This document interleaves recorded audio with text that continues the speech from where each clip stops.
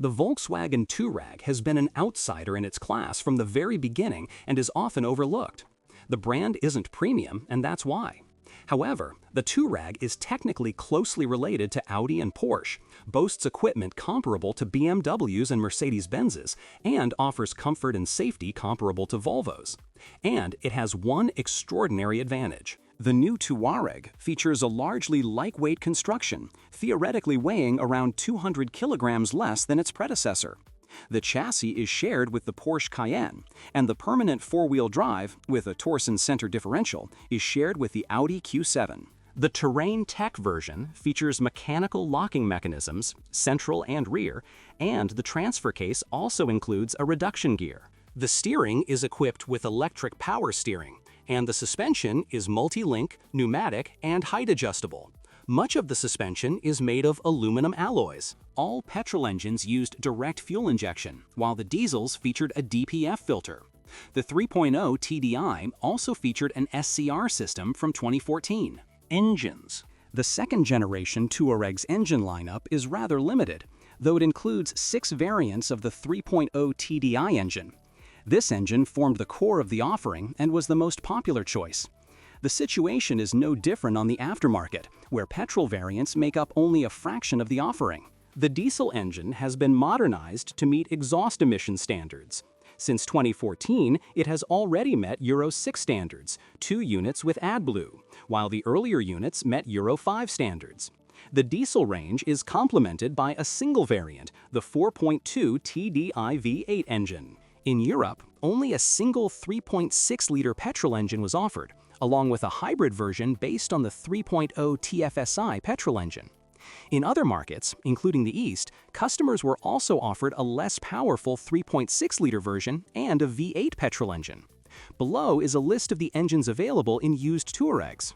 The engines were paired only with an 8-speed automatic transmission, not a ZF1, but an ACEN unit, virtually trouble-free and very durable.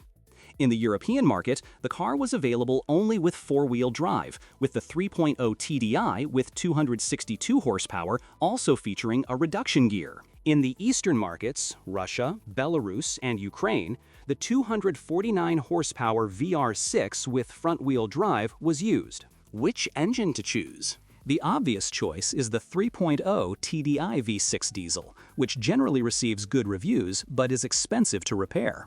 It's worth noting that if you don't have Euro 10,000 to 15,000 to spend right away, consider the smaller Tiguan. The 3.0 TDI diesel engine offers everything you need in a vehicle of this type. Reasonable fuel consumption, around 9 to 10 liters per 100 kilometers, is combined with good performance and a smooth ride. A trouble-free engine is truly enjoyable. It's also the only engine paired with a transfer case with a reduction gear. Of course, the car is getting on in years, and some issues are to be expected. The biggest concerns for owners are leaks and a noisy, stretched timing chain. If the engine is running properly, the timing chain will last no less than 300,000 kilometers, and perhaps even 400,000 kilometers. Replacing a complete set of chains costs around 10,000 euros, and if you want to completely overhaul the engine and replace the seals as a preventative measure, you can add Euro 1,000 to 2,000. The problem lies in simply positioning the timing belt on the gearbox side. In the worst-case scenario, you'll need to seal the connection between the engine block and the crankcase from below, which is time-consuming and expensive. In the event of a serious failure, there's a risk of engine seizure due to low oil pressure. However, this only applies to the 204 and 262 horsepower variants installed from 2014, which meet the Euro 6 standard and have an SCR system. This problem doesn't occur in older units. Solutions include software-based oil pressure increases, the cheapest option, or a comprehensive approach to lubrication in this unit, which you can read more about in the text below. It's very important to monitor the engine temperature and maintain the cooling system. The 3.0 TDI engine is not immune to overheating, and if the temperature rises, the head gaskets quickly fail. Repairs are very expensive. For the more adventurous, the diesel version is the 4.2 TDI V8, actually 4.1 liters, which delivers even better performance while maintaining fuel consumption similar to the V6. Its massive 800 Newton-meters of torque made this version the fastest.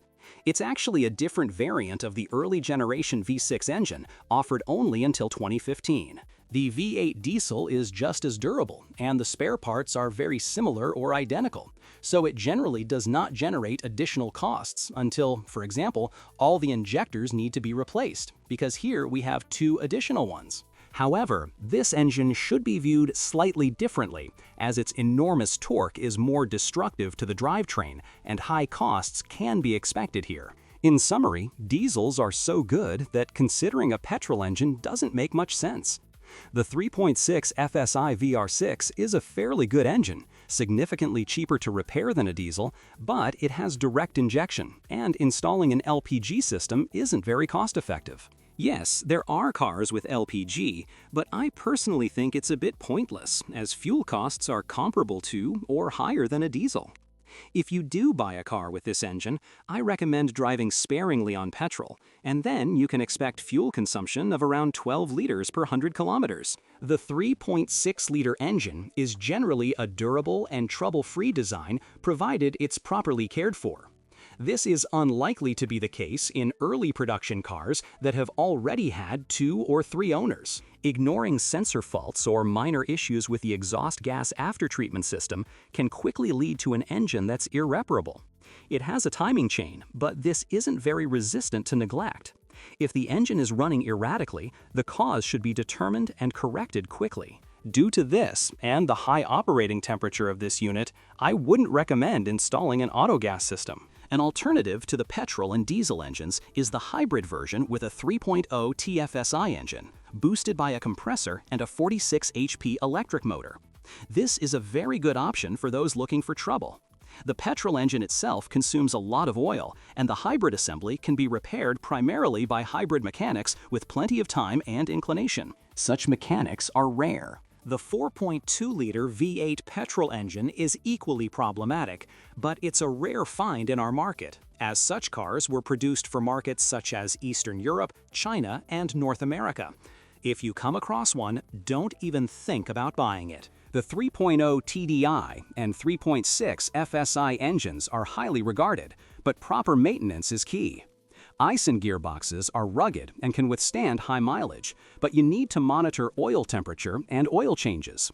The transmission oil cooler is located at the bottom of the bumper, and over time it can become damaged and leak, or become dirty, causing the oil to overheat. In vehicles used off-road, it's worth remembering to clean this cooler regularly. The transfer case oil should also be changed, although the mechanism itself is very durable. The drive shafts and shafts are also surprisingly durable. A bigger concern for the chassis is the air suspension, which can lose its seals. If nitrogen begins to leak from the seals, you'll have to spend anywhere from several hundred to around 2,000 to 2,500 euros. A suspension air spring can cost that much, but you also need to factor in the cost of replacing and refilling the system. A compressor costs slightly more. Importantly, all parts are readily available, so you don't have to resort to used ones. This is precisely the incredible advantage mentioned in the introduction.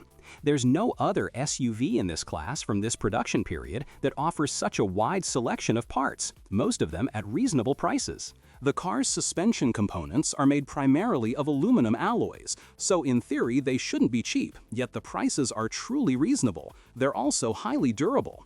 The stabilizer links and bushings are the most frequently replaced.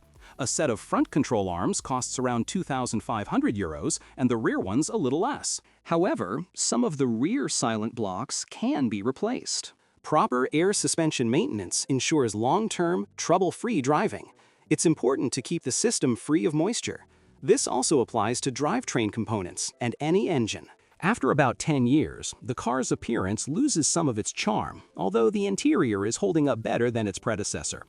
The paint is prone to chipping, especially on the edges of the sheet metal, the A-pillars, and the sills. Rust in these areas only appears after a few years, demonstrating that the car is well protected against corrosion. Chrome adorning some bodywork elements also deteriorates. Cars in light shades look much nicer over the years than black ones, which show not only scratches but also discoloration. Users are experiencing minor malfunctions with some mechanisms. These include problems closing or opening the trunk lid. The lock is most often the culprit. Rear wiper failures are caused by flooding of the motor. The car can experience leaks, and this isn't just a problem with older models parked outdoors, especially under trees. Water can also appear on the front mats. Over time, the antenna and rear wiper seals lose their grip, corroding the underlying components. The headlights can also become fogged. One of the few interior issues that can occur is a malfunctioning or noisy air conditioning fan. Typically, there are two, but in cars with a separate rear compartment, there may be as many as three.